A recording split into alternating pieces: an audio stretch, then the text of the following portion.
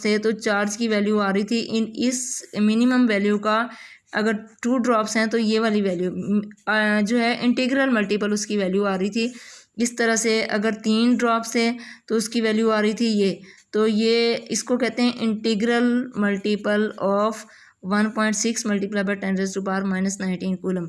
तो minimum value ये थी। इसका मतलब ये है कि किसी भी जो इलेक्ट्रॉन है उस पर मिनिमम चार्ज जो है या चार्ज जो है उसकी इतनी वैल्यू होती है। अगर उसका इंटीग्रल मल्टीपल या डबल वैल्यू होगी तो इसका मतलब है वो 2 जो हैं वो नेगेटिव चार्ज हैं या 2 ड्रॉप्स हैं जिन पे नेगेटिव चार्ज है। और अगर 3 टाइम्स उसकी वैल्यू आ जाएगी, इसका मतलब है 3 इलेक्ट्रॉन्स के बराबर उस वो जो ऑयल ड्रॉपलेट है उस पर 3 नेगेटिव चार्ज है। तो ये इस तरह से मिलिकन्स ने जो है वो चार्ज ऑन एन इलेक्ट्रॉन मालूम किया।